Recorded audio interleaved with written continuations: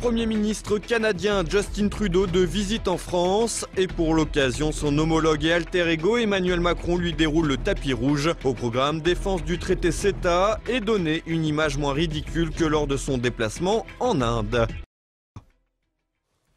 Madame, Monsieur, bonsoir. Le Premier ministre canadien reçoit les honneurs de la France. Justin Trudeau, dont le style fait largement penser à Emmanuel Macron, finit une visite de 2 jours à Paris. L'occasion pour lui de nous vendre son CETA et de faire oublier son passage ridicule en Inde. Incarnation du monde d'après, Trudeau, c'est un peu le Macron canadien, mais en pire.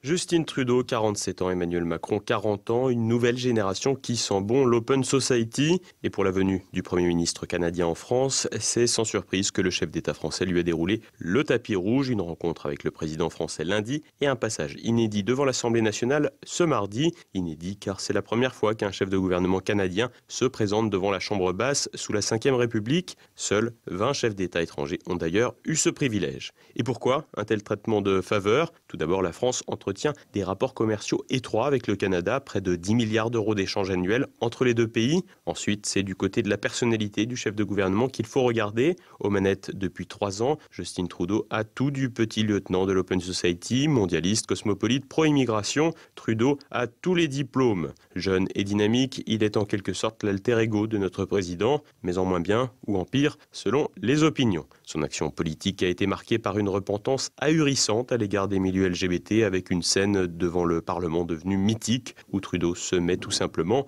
à pleurer. We were wrong. We apologize. I am sorry.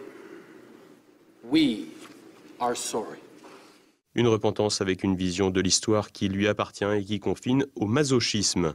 Aujourd'hui, nous parlons enfin du rôle qu'a joué le Canada dans l'oppression, la criminalisation et la violence systémique à l'endroit des communautés lesbiennes, gays, bisexuelles, transgenres, queer et bispirituelles. Une vision de l'excuse qui va jusqu'à une analyse quasi médicale des comportements de société. J'ai espoir qu'en parlant de ces injustices, en promettant qu'elles ne se reproduiront plus jamais et en agissant pour corriger ces erreurs, nous pourrons commencer à guérir ensemble.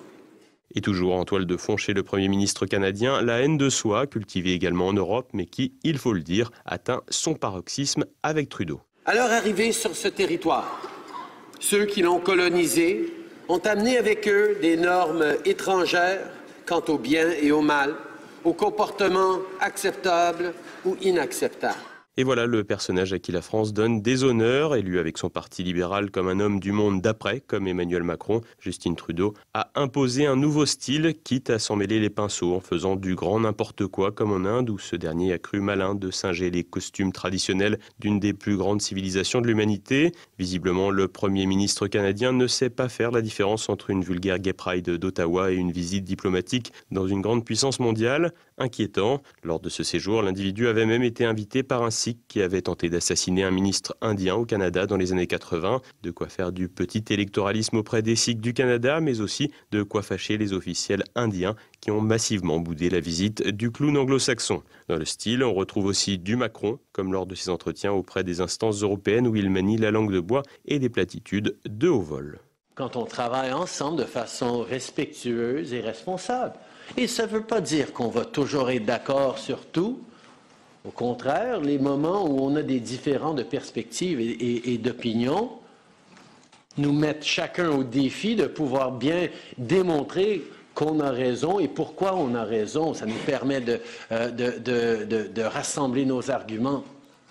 Comprendre nos différences nous rendent plus forts, des arguments un peu légers pour tenter de nous imposer le CETA, un traité transatlantique de libre-échange très décrié. Mondialiste, Trudeau se réclame également de l'écologie. Mais là aussi, il reste du travail. Depuis son arrivée aux manettes, son pays a pris beaucoup de retard sur ses objectifs climatiques. Et pour cause, à défaut de défendre l'environnement, Trudeau s'entête sur un projet d'expansion d'oléoduc qui risque de provoquer des dégâts environnementaux et humains. Les communautés autochtones qui vivent sur les lieux d'installation de l'oléoduc sont en outre hostiles au projet, mais ces communautés natives n'ont semble-t-il pas les faveurs du Premier ministre. Finalement, pas très écologiste donc, toujours très mondialiste et libre-échangiste, favorable à une immigration de masse pour dissoudre le Canada d'hier, selon ses propres mots. Trudeau avait appelé les migrants refusés par les politiques de Donald Trump à rejoindre son pays. Vous l'aurez compris, Trudeau, c'est un peu le modèle d'essai du petit chef de gouvernement cosmopolite, un modèle pas vraiment abouti, mais qui a des inspirations analogues à celles d'Emmanuel Macron. Utilisation des réseaux sociaux, modernité exacerbée, brouillage des lignes entre haute sphère publique et privée, à l'image de la nomination d'Isabelle Eudon,